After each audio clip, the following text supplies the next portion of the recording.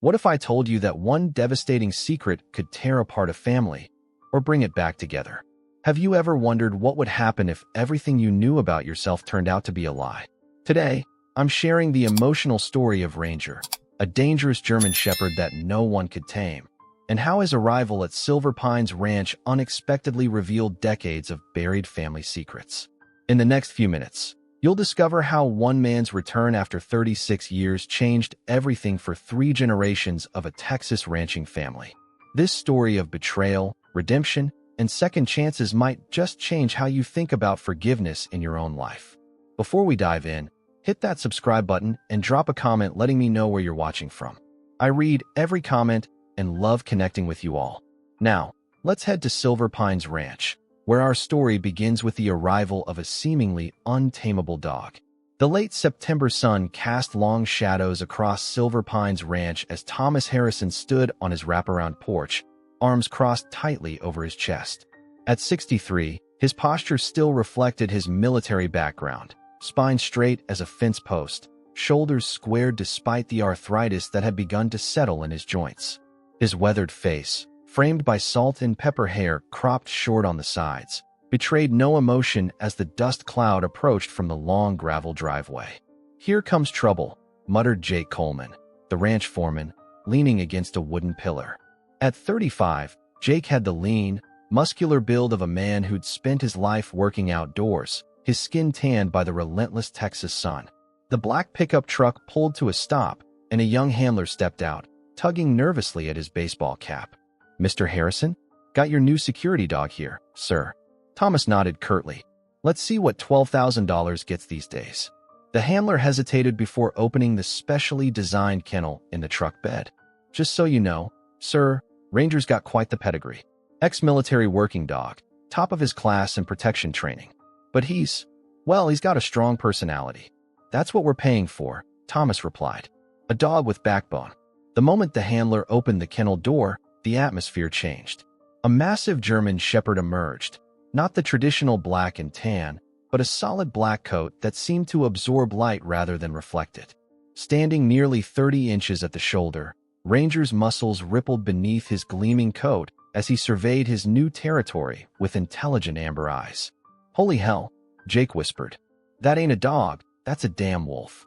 Ellie Ray, the 24-year-old veterinary intern who'd been hired just 3 months prior, stepped forward with interest. Her auburn hair was pulled back in a practical ponytail, and freckles dotted her nose and cheeks. "He's magnificent," she said, reaching out a hand. "Ma'am, I wouldn't," the handler started, but it was too late. Ranger's demeanor changed in an instant. The snarl that erupted from his chest reverberated across the yard, stopping Ellie cold. The handler barely managed to control the lunging shepherd, who now seemed possessed by a demonic fury. "Jesus Christ," Thomas exclaimed, pulling Ellie backward. "Get control of that animal." "This is control, sir," the handler grunted, straining against the leash as Ranger continued to bark and lunge. "Like I said, he's got personality." For the next hour, they watched as the handler demonstrated commands, all of which Ranger executed perfectly, until something would trigger him. A sudden movement, a strange sound, and the dangerous animal would return. As the sun began to set, painting the Texas sky in brilliant oranges and purples, Thomas signed the final paperwork. The handler handed over a thick folder of training documents and a specialized collar. "Good luck, sir," he said, climbing back into his truck with obvious relief. "You'll need it." Thomas watched the truck disappear down the driveway, then turned to Jake and Ellie, who stood well back from the now-kenneled Ranger. "What the hell have I gotten us into?" he asked, his voice barely audible over Ranger's continued barking. Ellie's eyes remained fixed on the kennel. "He's not just aggressive, Mr. Harrison. Something's wrong with him. Something deeper." "Well, whatever it is, he better figure it out fast," Thomas replied grimly. "I didn't spend all that money on a liability." As darkness fell over Silver Pines Ranch, Ranger's barking continued, echoing across the rolling Texas hills like a warning.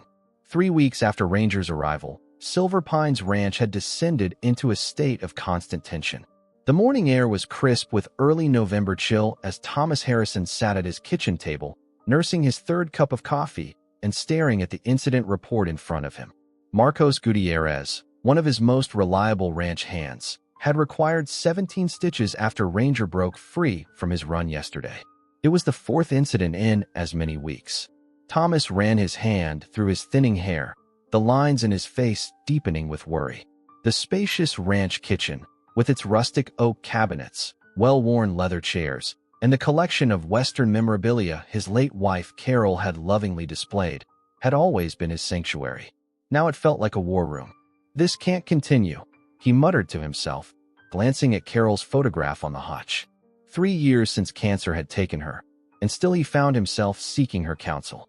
Her warm smile and kind eyes offered no solutions today. The screen door creaked open and Jake entered, removing his worn Stetson. Dirt smudged his forearms, and his expression was grim. "Morning, boss. How's Marcos doing?" 17 stitches and threatening a lawsuit, Thomas sighed. "Can't say I blame him." Jake poured himself coffee in a chipped mug bearing the ranch's logo. "We've tried 3 trainers now, best in the state, according to their fancy certificates. And all 3 quit," Thomas finished. "Last one told me Ranger was, what did he call it? Pathologically dangerous. Recommended we put him down immediately." "Might be our only option, sir," Jake said quietly. "Staff's scared. Some are threatening to quit. Hargrove Ranch down the road is hiring, and they pay better than we can afford to." Thomas stood and walked to the window overlooking the east pasture where the morning mist still clung to the grass. The 5,000-acre operation his grandfather had started with nothing but grit and determination was now hanging by a thread. The drought 2 years ago, followed by Carol's medical bills, had nearly bankrupted them. The premium cattle breeding program was just beginning to turn things around. $12,000, Thomas said bitterly. $12,000 we couldn't spare on a dog that's terrorizing the entire ranch. "I know your security concerns are legitimate, Thomas," Jake said, dropping the formality he usually maintained. "After those cattle rustlers hit the Wilson place. But we can't keep a ticking time bomb on the property," Thomas finished. He felt the weight of failure pressing down on his shoulders. Carol would have known what to do. She always did. The phone rang, shattering the momentary silence. Jake answered, his expression darkening as he listened. "Understood. We'll be right there." He hung up and turned to Thomas. "It's Ranger again. He's somehow gotten out of the reinforced kennel. He's in the south pasture, and no one can get near the pregnant heifers." Thomas slammed his fist on the table, making the coffee cups jump. "God damn it. If he hurts those heifers, we're finished." They rushed outside to Thomas's truck. As they drove toward the south pasture, Thomas's mind raced through options, each worse than the last. The local shelter wouldn't take Ranger. He was too dangerous. Returning him to the broker wasn't possible. The contract had been clear. The only humane option seemed increasingly clear. "I'll call Dr. Simmons this afternoon," Thomas said finally, his voice hollow. "Have him come out tomorrow morning." Jake stared straight ahead at the dusty road. "To put him down?" Thomas nodded, a lump forming in his throat. He'd never been one to give up on anything. Not during his military service, not during Carol's illness, not during the ranch's financial struggles. But Ranger seemed beyond redemption. "Sometimes you have to cut your losses," he said, the words tasting bitter in his mouth. "Before someone gets killed." As they approached the pasture, they could see ranch hands standing helplessly at the fence line while inside. Ranger circled the terrified pregnant heifers, an apex predator among prey. "God help us," Thomas whispered. "God help us all." The afternoon sun beat down on Silver Pines Ranch as Ellie Ray sat cross-legged beneath the sprawling oak tree behind the main house. Her veterinary textbooks lay scattered around her, but her attention was fixed on her laptop screen. For the third time in an hour, she watched the grainy YouTube video of Clayton Brooks, filmed at a ranching convention nearly 15 years ago. The man on the screen moved with quiet confidence around a horse that veterinarians had deemed dangerous and untrainable. Brooks barely spoke in the video. Instead, he used subtle body language and an almost imperceptible series of gestures. By the end of the 8-minute clip, the once violent horse was following him like a devoted puppy. Watching that old video again, Ellie looked up to see Maggie Harrison, Thomas's sister-in-law who had moved to the ranch after Carol's death, approaching with a tray holding 2 glasses of iced tea. At 61, Margaret Maggie Harrison still maintained the elegant posture of the Dallas socialite she'd once been, though she'd adapted to ranch life with surprising ease. Her silver-streaked dark hair was pulled back in a simple bun, and laugh lines crinkled around her eyes. "I think I found someone who might be able to help with Ranger," Ellie said, accepting the glass gratefully. Maggie settled onto the wooden bench nearby. "I heard Thomas talking with Dr. Simmons on the phone. They've scheduled the procedure for tomorrow morning." Ellie set her glass down with more force than intended. "That's too soon. Ranger deserves a chance. Honey, that dog has had multiple chances. He nearly killed Marcos. And this morning's incident with the heifers. We're lucky none of them miscarried from the stress. But what if there's something we're missing?" Ellie turned her laptop so Maggie could see the screen. "This is Clayton Brooks. They called him the Animal Whisperer before that was even a term. He had this almost supernatural ability to connect with troubled animals." Maggie's face changed at the mention of the name, a flash of something, recognition, concern, crossing her features before she composed herself. "I've heard of him. Wasn't he some wealthy eccentric who disappeared years ago?" "Yes. After making a fortune with his methods, he just vanished. Some say he bought land in the Ozarks and became a recluse. But I found an address, Maggie. I found where he might be living." Maggie took a long sip of her tea, her gaze distant. "Thomas won't go for it. He's made up his mind. That's why I need your help to convince him," Ellie pleaded. "You're the only one he really listens to since Mrs. Harrison passed." The screen door slammed, and they both looked up to see Thomas striding across the yard, his face set in grim lines. Jake followed a few paces behind, his expression equally somber. "It's done," Thomas announced, stopping before them. "Dr. Simmons will be here at 7 tomorrow. Mr. Harrison," Ellie began, scrambling to her feet. "Before you make this final, I have an idea. The decision's made, Ellie." Thomas cut her off. "I appreciate your concern, but that animal is a liability we can't afford. Just hear me out," she persisted, stepping forward with her laptop. "There's someone who might be able to help. A man named Clayton Brooks." At the name, Thomas went rigid. Beside him, Jake's eyes narrowed in curiosity. "Brooks is a relic," Thomas said dismissively. "Probably dead by now." "He's not," Ellie insisted. "I've been researching him for weeks. He was legendary. Horses, dogs, even wild animals that no one else could reach. And I found him, Mr. Harrison. I found where he lives." "And what makes you think this hermit would help us?" Thomas asked, his tone softening slightly in the face of her determination. "Because Silver Pines was where he got his start," Ellie said. "I found old ranch records. He worked here in the 1980s, before he became famous."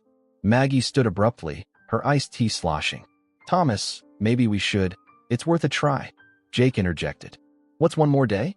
If this Brooks fellow can't help, Dr. Simmons can still come Thursday instead." Thomas looked between them, his jaw working. Finally, he turned to Ellie. "Make the call. But I'm not getting my hopes up, and neither should you." As Thomas walked away, Maggie touched Ellie's arm. "Be careful what you're stirring up," she whispered. "Some ghosts are better left undisturbed." Confused, Ellie watched as Maggie hurried after Thomas, their heads bent in intense conversation. Something deeper was happening, something beyond a dangerous dog. But right now, all that mattered was that Ranger had been granted a stay of execution. Hands trembling slightly, she pulled out her phone and dialed the number she'd tracked down through weeks of research. "Mr. Brooks? My name is Ellie Ray from Silver Pines Ranch. We need your help." The following afternoon, a tense silence had settled over Silver Pines Ranch. Thomas Harrison paced the length of the front porch, checking his watch every few minutes. Jake leaned against the porch railing, absently whittling a piece of cedar, though his eyes continually scanned the long driveway leading to the main house. Ellie sat on the steps, trying to project a confidence she didn't feel. She'd made the call, but whether Clayton Brooks would actually appear remained uncertain.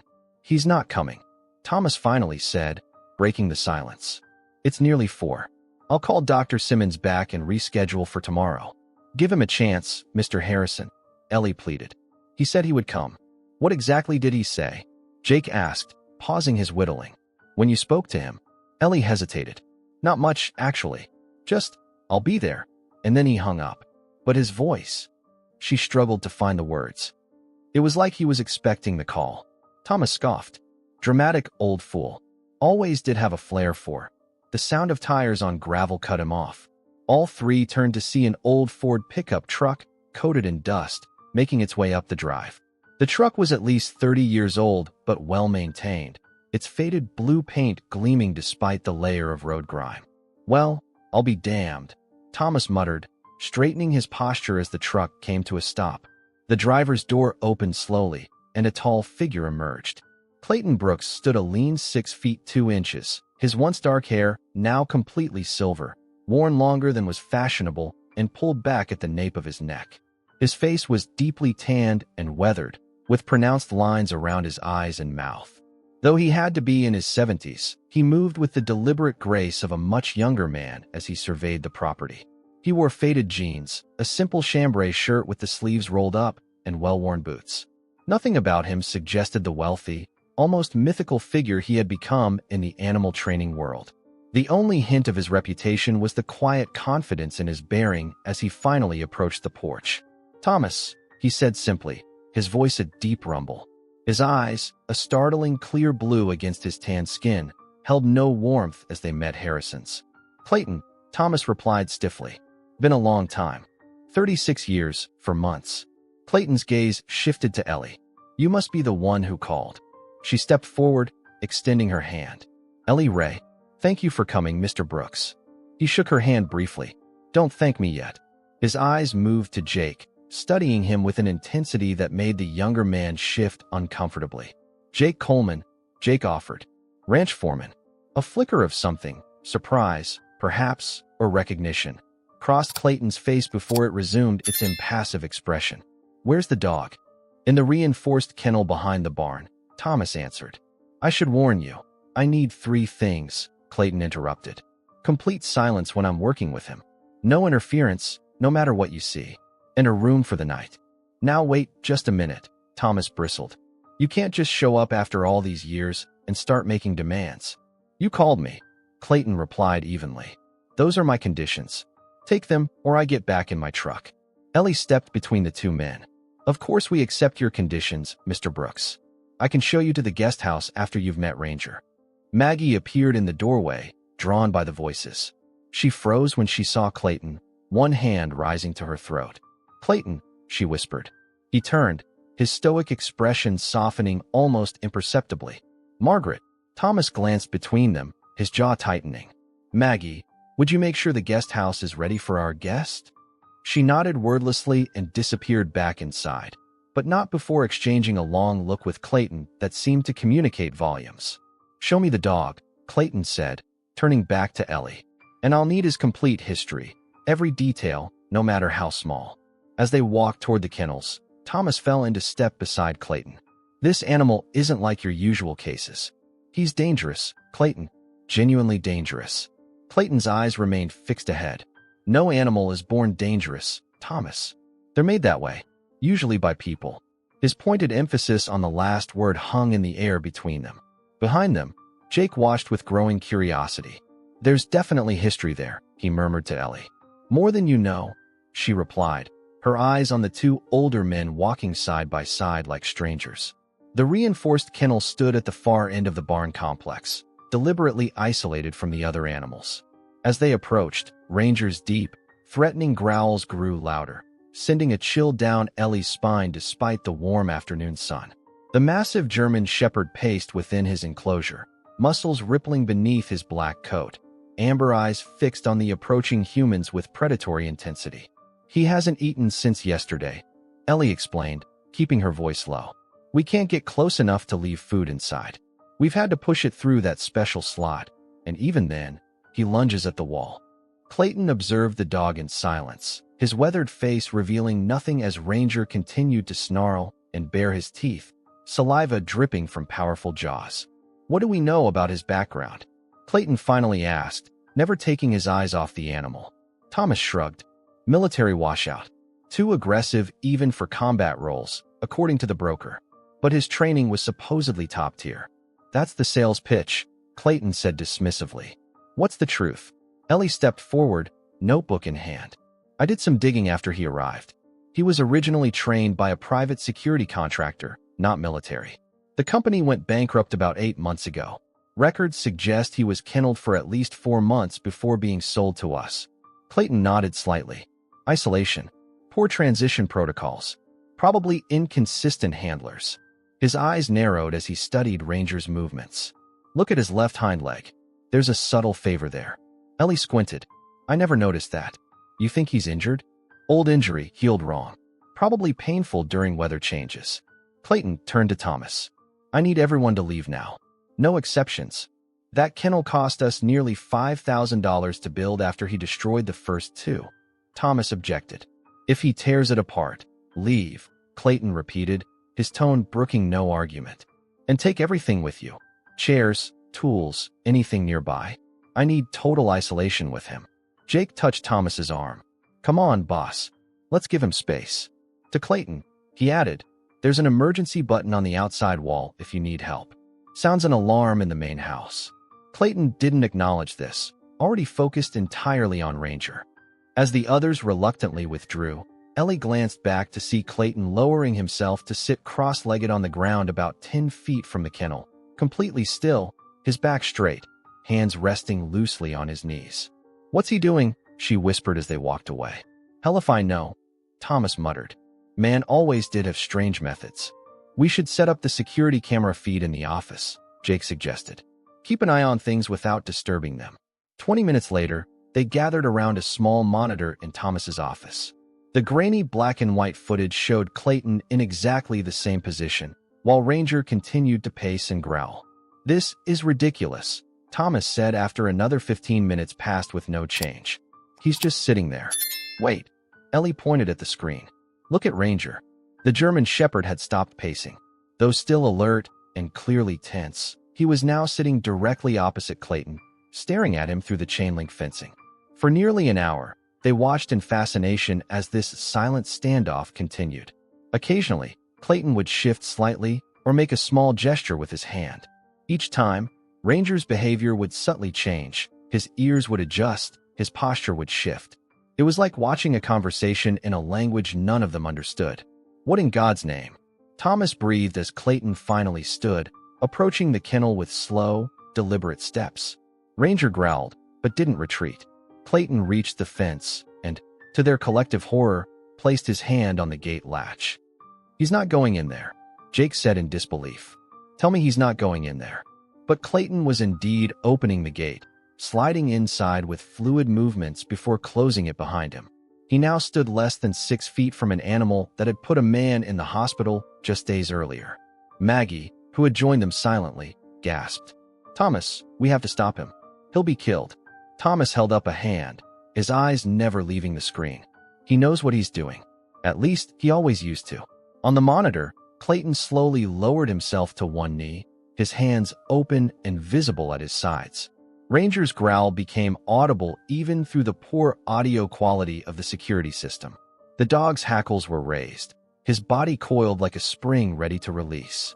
Clayton spoke, the first words he'd uttered since entering the kennel area, too quiet for the microphone to pick up clearly. For a breathless moment, it seemed certain that Ranger would attack. Then, incredibly, the dog's growl subsided. His ears, previously flattened against his skull, twitched forward in curiosity. My God, Ellie whispered. What did he say to him? They watched, transfixed, as Clayton extended his hand, palm up, and waited. Seconds stretched into minutes. Then, with aching slowness, Ranger took one hesitant step forward, then another, until his muzzle was inches from Clayton's outstretched hand. The Texas sunset painted Silver Pines Ranch in hues of amber and gold as Thomas Harrison stood on the back porch, a glass of bourbon clutched tightly in his hand.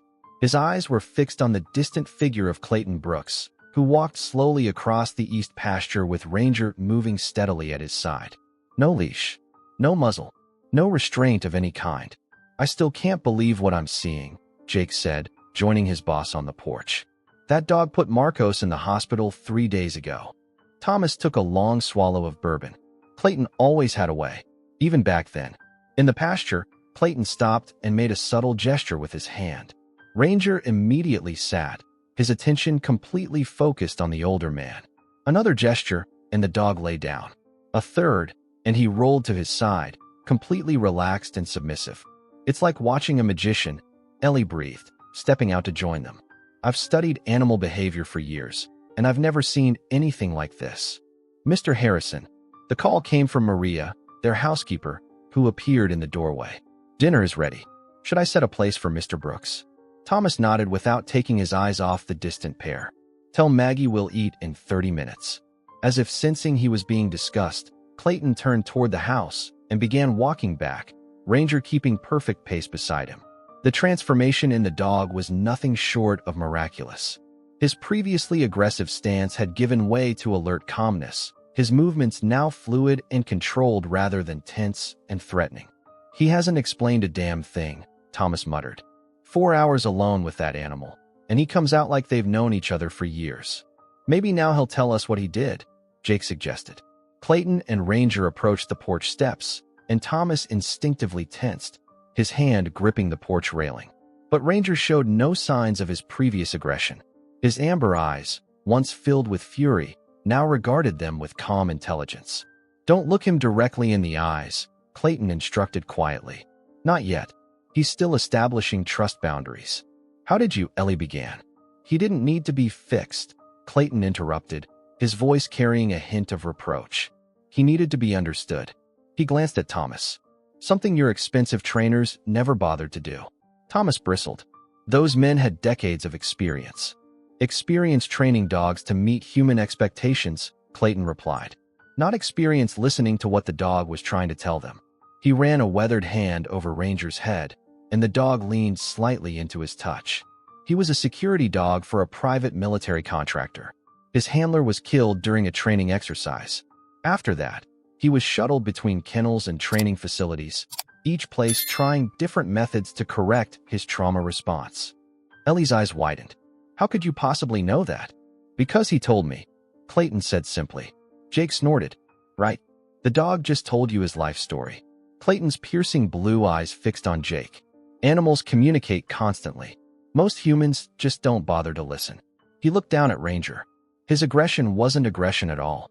It was fear, pain, and protective instinct all tangled together. His last handler used shock collars and pain compliance. Every time a human approached him, he expected pain to follow. Ellie knelt slowly, careful to avoid direct eye contact with Ranger as Clayton had instructed. That would explain his reaction patterns. He wasn't being aggressive randomly. He was defending himself from anticipated punishment. Exactly, Clayton nodded approvingly. Smart girl. Maria appeared at the door again. Dinner is served, Mr. Harrison. As they moved toward the dining room, Clayton made another subtle hand gesture, and Ranger settled onto the porch, relaxed but alert. He'll stay there? Thomas asked skeptically. Until I tell him otherwise, Clayton confirmed. The dining room of the main house reflected generations of Texas ranching prosperity. Heavy oak furniture gleamed in the light of a wrought iron chandelier, while the walls displayed Western art collected over decades. At the head of the table sat Thomas, with Maggie to his right, visibly tense as she arranged her napkin on her lap. Jake and Ellie took seats opposite each other, while Clayton settled at the far end, creating maximum distance between himself and Thomas. You always did have a gift, Thomas finally said as Maria served the first course. But what you did today goes beyond training techniques. Clayton took a sip of water, declining the offered wine. It's not about techniques. It's about connection. Trust. Something this ranch used to understand. The sharp edge in his voice wasn't lost on anyone at the table. Maggie stared intently at her plate, while Jake looked between the two older men with growing curiosity. You're not just here for the dog, are you? Thomas asked directly. Clayton set down his fork. No, Thomas. I'm not. His gaze moved deliberately to Jake, then to Maggie. Some things have been left unsaid for too long. Some truths buried too deep. The tension in the room thickened until it was almost palpable. This isn't the time, Maggie said quietly, her first words since they'd sat down. If not now, when? Clayton challenged. I'm not getting any younger, Margaret. Neither are you. Neither is Thomas. Ellie glanced uncertainly at Jake, who looked equally confused by the undercurrents flowing around the table. Some secrets, Thomas said deliberately, are kept for good reasons. No secret stays buried forever, Clayton replied, his eyes never leaving Thomas's face. And this one has been buried far too long. The dinner plates had been cleared, but no one had moved from the table. The heavy silence that had descended was punctuated only by the ticking of the grandfather clock in the corner and the occasional clink of Thomas's bourbon glass against the table. The ranch hands had all retired for the night, leaving just the 5 of them in the sprawling ranch house as darkness settled completely outside. "I think Ms. Ray and I should leave you folks to your conversation," Jake said finally, sensing the personal nature of whatever was brewing. He pushed his chair back slightly. "Stay," Clayton said, his voice quietly authoritative. "This concerns you most of all, Jake." Jake froze, his brow furrowing in confusion. "Me? I don't understand. I've never met you before today." Clayton's weathered fingers traced the rim of his water glass. "No, you haven't. But you should have." His clear blue eyes shifted to Thomas. "You going to tell him, or should I?" Thomas's knuckles whitened around his bourbon glass. "Clayton, don't do this. Not like this." "When then?" Clayton asked, a hint of long-restrained anger slipping into his voice. 36 years, Thomas. 36 years of silence." Maggie placed her hand gently on Thomas's arm. "Perhaps it's time." Her voice was barely above a whisper, but in the tense silence, it carried clearly. "We always knew this day might come." Ellie glanced between the 3 older adults, completely lost. "Mr. Harrison, what's going on?" Thomas drained his bourbon and set the glass down with deliberate care. Clayton Brooks wasn't just an employee here at Silver Pines. He was family, or as good as. My father took him in when he was 17, gave him a job, taught him everything he knew about horses. Thomas's father recognized my ability with the animals, Clayton added. Encouraged it when my own father had called it useless. I lived in the bunkhouse for 5 years, working my way up to head trainer. "Then what happened?" Jake asked, leaning forward slightly. "I fell in love," Clayton said simply, his eyes moving to Maggie. The color drained from Jake's face as understanding began to dawn. "Mrs. Harrison?" Maggie nodded slowly. "I was Margaret Wheeler then. My family owned the neighboring ranch. I was 22 and home from college for the summer when Clayton and I met at a county fair. It was quite the scandal." Thomas continued, his tone hardening. "The Wheeler heiress and a ranch hand with nothing to his name. Margaret's father threatened to disown her. My father was a proud man," Maggie explained. "He had plans for me. Plans that didn't include marrying someone who worked with his hands for a living. But we were young and in love," Clayton said, a distant softness entering his eyes for a moment before hardening again. "We planned to elope. Had it all arranged. But then Margaret discovered she was pregnant." Thomas interrupted, his voice flat. Ellie gasped softly, her eyes darting to Jake, who had gone completely still, his expression unreadable. "My father was old-fashioned," Maggie continued, tears beginning to form in her eyes. "When he found out, he was furious. He threatened to cut me off completely, to ruin Clayton's reputation so he'd never work with horses again. And conveniently," Clayton said bitterly, "Thomas was there to offer a solution." Thomas's jaw tightened. "I'd always cared for Margaret. Always. When her father approached me about the situation, I agreed to marry her, to give the child a name, a future, respectability." "Without bothering to consult me," Maggie added, an old hurt evident in her voice. "My father and Thomas arranged everything between them." "What about Clayton?" Ellie asked. "Did anyone ask him?" "Asked? No." Clayton's laugh was hollow. "Told? Yes. Thomas's father called me into his office one evening. Thomas was there. He informed me I was fired, that I had 24 hours to leave the property, and that if I ever contacted Margaret again, he'd make sure I never worked with animals in Texas again." "It wasn't like that," Thomas protested. "You were given a generous severance. You were compensated." "Compensated?" Clayton's voice rose slightly. "For my job? Perhaps. For my child? There's not enough money in the world, Thomas." Jake pushed back from the table abruptly, his chair scraping loudly against the hardwood floor. "Are you saying?" His voice trailed off, unable to finish the question. Clayton turned to him fully. "I'm saying that Thomas Harrison is not your biological father, Jake." "I am." The silence that followed was absolute. Jake stared at Clayton, then at Thomas, then at Maggie, whose tears were now flowing freely down her cheeks. "That's not possible," Jake finally managed. "I was born 8 months after they married. I've seen the wedding photos, the birth certificate." "Dates can be adjusted," Clayton said quietly. "Papers can be altered. especially when the Wheeler and Harrison families were among the most influential in the county. Thomas stood suddenly. This isn't how it was supposed to happen. We had planned to tell you when the time was right. When? Jake demanded, also rising to his feet. I'm 35 years old. When exactly was the right time going to be? We thought we were protecting you, Maggie said, reaching for Jake's hand, which he pulled away. Clayton had nothing then. Thomas could give you everything: education, opportunities, a legacy. And what did it cost? Jake asked, his voice shaking with emotion. Just the truth about who I am, about who my father is. He turned to Clayton. Did you even try to find me? To contact me? Every few years, Clayton admitted. Each time, I was blocked. Lawyers' letters. Threats. Eventually, I built my own life, my own business. But I never stopped thinking about you. Never stopped wondering. Jake looked at Thomas, the man he had believed was his father his entire life. And you? Did you ever intend to tell me? Thomas's face crumpled slightly, the stern facade finally breaking. I came to love you as my own, Jake. From the moment I first held you.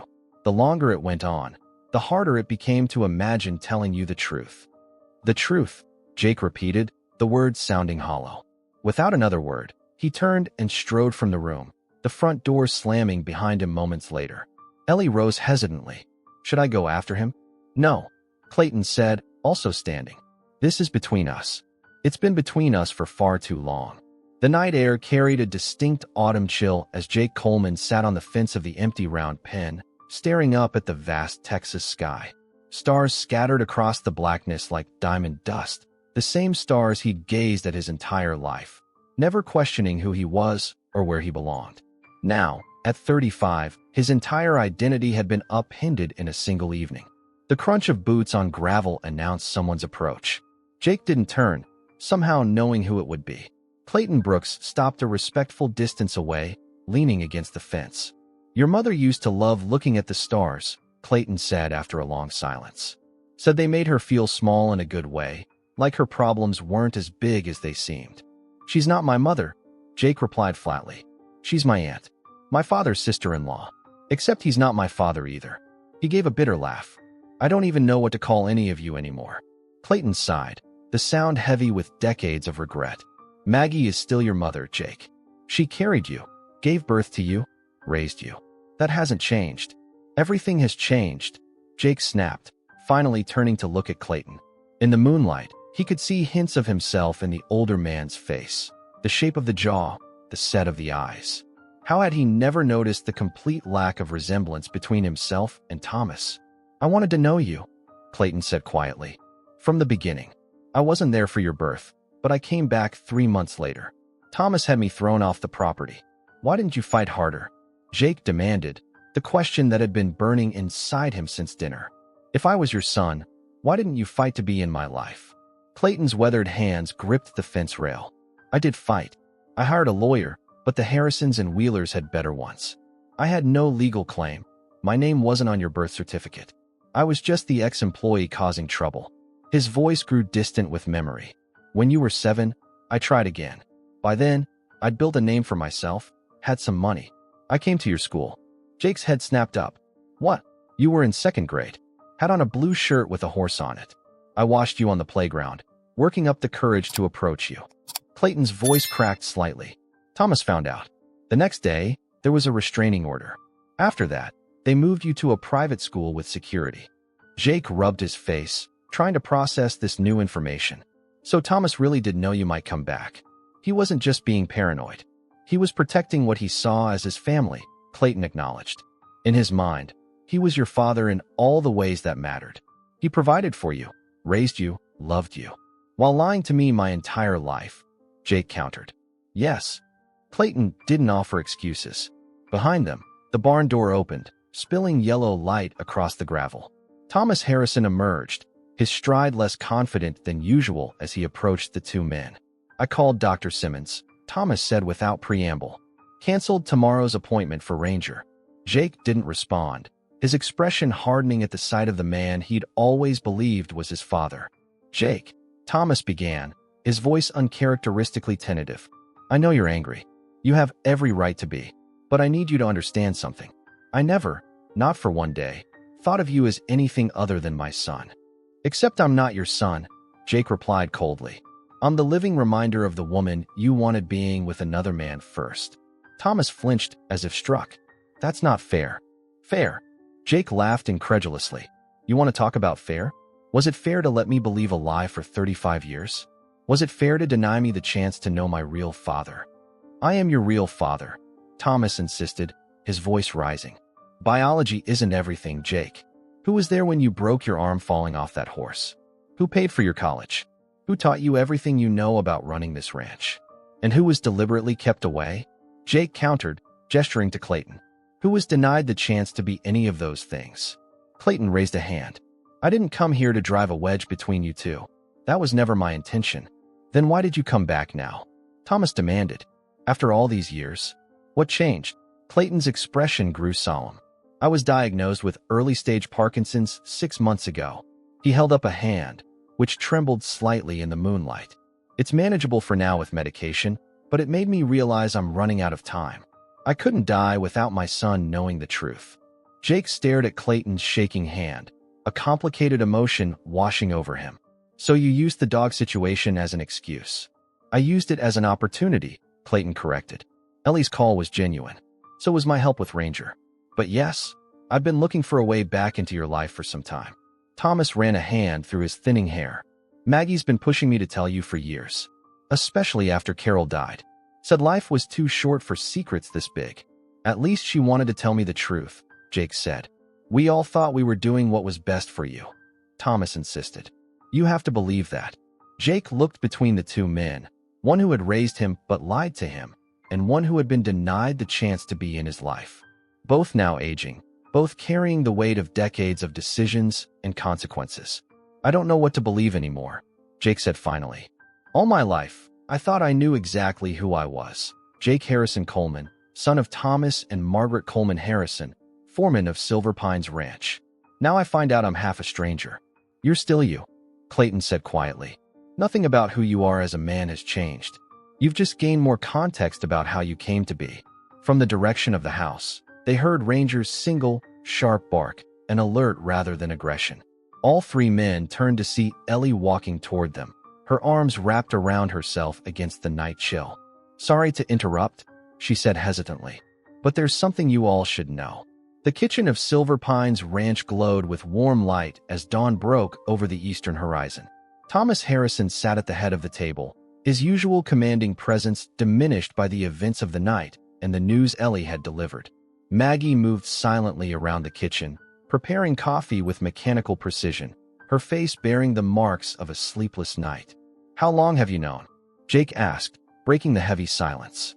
He stood by the window, watching as the first golden rays touched the distant pastures. About the cancer, Thomas sighed, running a hand over his face. About 3 months. Dr. Levine gave me 6 months to a year. The pancreatic cancer is aggressive, spread to the liver before they caught it. And you weren't going to tell me this either? The bitterness in Jake's voice was palpable. I was trying to find the right time, Thomas replied, fatigue evident in every word. Wanted to get the fall calving season behind us first.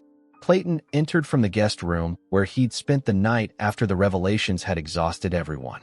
Ranger padded quietly at his heels, now completely transformed from the dangerous animal of days before into a calm, attentive companion. Always putting the ranch first, Clayton observed, pouring himself coffee. Some things never change. Thomas didn't rise to the bait. Instead, he looked directly at Jake. The ranch has always been meant for you.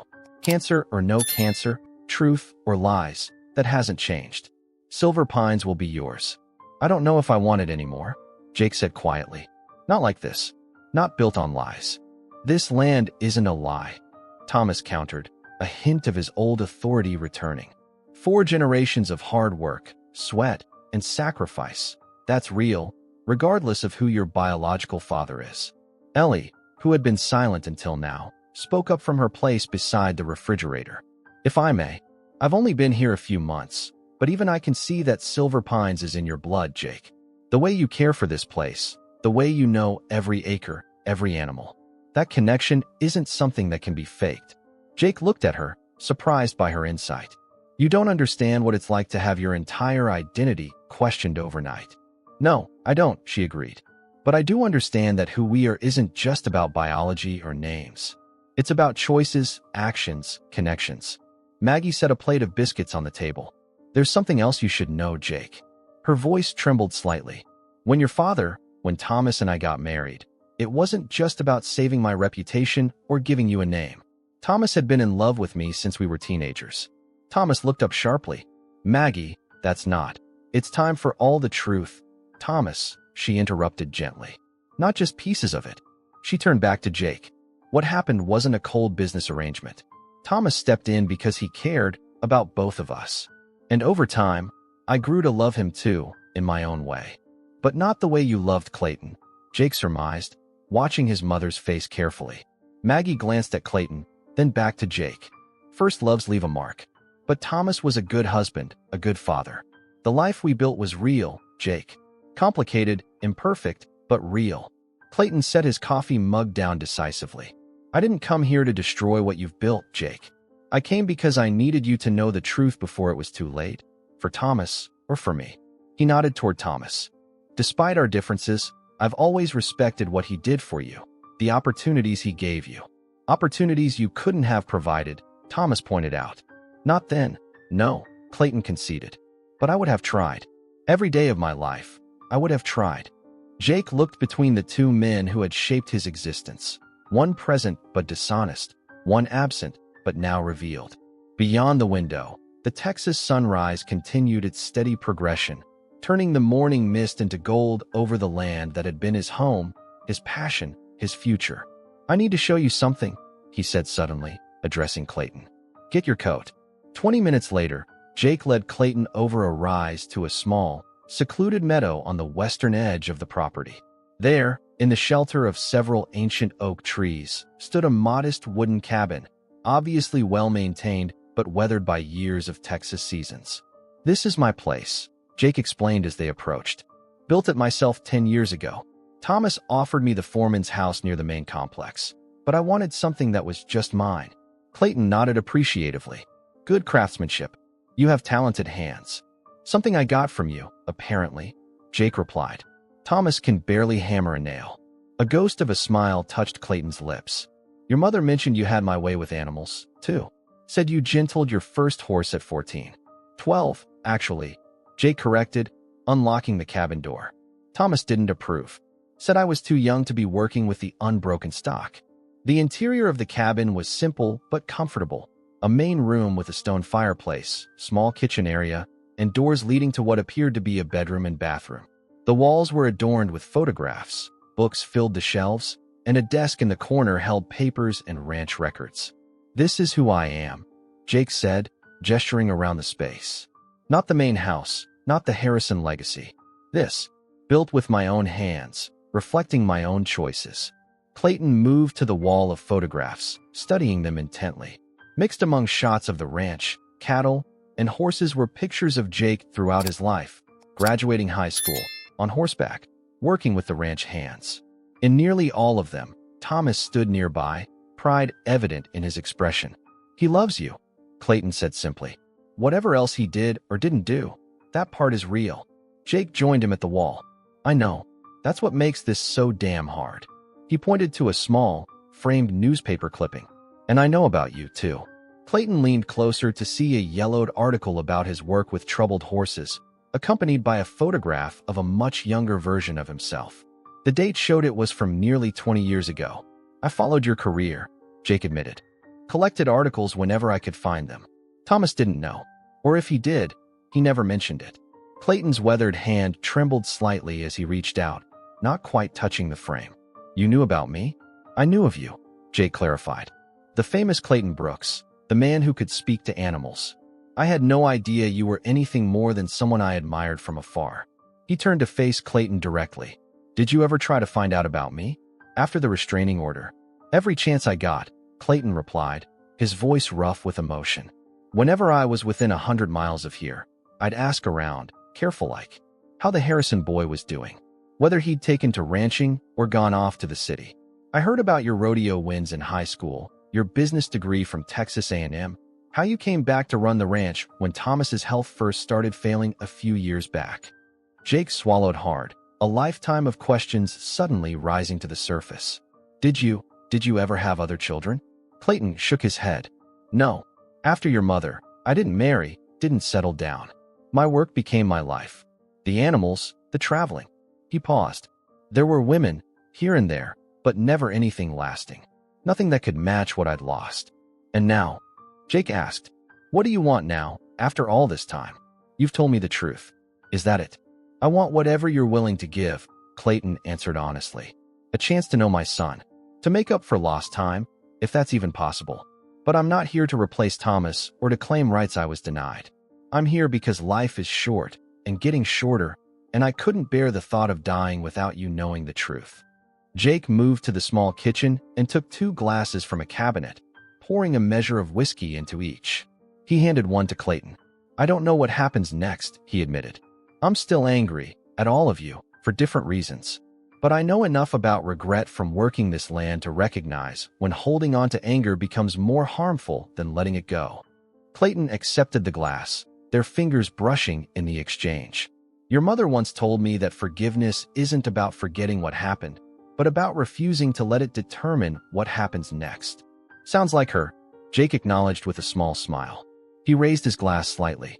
To truth, delayed, complicated, but finally here. Clayton raised his own glass in response. To truth, and to second chances, if you're willing. As they drank, the morning light streamed through the cabin windows, illuminating dust motes that danced in the air between father and son, united by blood but separated by decades, finally standing on the threshold of a relationship both had been denied. The December morning broke clear and cold over Silver Pines Ranch, the kind of crystalline Texas winter day where the sky stretches endless blue from horizon to horizon. Frost crunched beneath boots as Thomas Harrison made his slow way across the yard toward the barn, each step deliberate, his once commanding posture now stooped with illness. The cancer had advanced rapidly in the weeks following Clayton's arrival, leaving Thomas gaunt and pale, but no less determined to participate in the daily life of the ranch for as long as he was able. You should be resting, Maggie chided gently, appearing at his side to slip her arm through his. Time had softened the sharp edges between them, bringing a companionable comfort that neither had expected in their complicated marriage.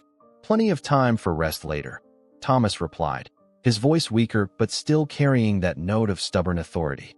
Jake's bringing in the new breeding stock today. I want to see them. From the barn doorway, Clayton Brooks watched their approach, his weathered face impassive but his eyes soft with understanding. At his side stood Ranger, the transformation in the dog now complete, alert, calm, and deeply bonded to the man who had listened when no one else would. The German shepherd's ears perked forward as he spotted Thomas and Maggie, but he remained steadily at Clayton's side. Good morning, Clayton greeted them, holding the barn door open. Jake just called from the south gate. He'll be here with the trailer in about 10 minutes. Inside the barn, the familiar sense of hay, leather, and animals wrapped around them like a blanket. Ellie Ray looked up from where she was examining a pregnant heifer, her auburn hair tucked under a Silver Pines ranch cap that Jake had given her the previous week. Mr. Harrison, you're just in time, she said, smiling warmly. This lady's going to deliver any day now. First calf of your new bloodline. Thomas nodded approvingly, leaning against a post for support. Good timing. Circle of life doesn't stop for anything or anyone. The sound of an engine and trailer announced Jake's arrival before he appeared in the barn doorway. Cheeks reddened from the cold, eyes bright with excitement. You've all got to see this bull, he announced, grinning. Finest Hereford I've seen in years. The Robertson auction was worth every penny. Thomas started to push himself away from the post, but Jake shook his head. Stay put, Dad. I'll bring him through the south paddock so you can see him from here. The word Dad hung in the air for a moment, significant in its normalcy. After weeks of adjustment, anger, and finally acceptance, Jake had found his way to a new understanding with both Thomas and Clayton. Thomas would always be Dad, the man who raised him, taught him, shaped him. Clayton had become something new, not replacing Thomas, but adding another dimension to Jake's life, another source of knowledge, connection, and perspective. As Jake disappeared to unload the new bull, Maggie touched Clayton's arm lightly. Will you stay for Christmas? It's only 2 weeks away.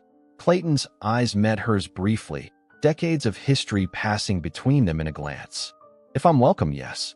More than welcome," Thomas said, surprising them both. This family spent enough Christmases apart. The word family contained no bitterness now. A hard-won peace had settled over Silver Pines Ranch in the weeks since the truth had emerged.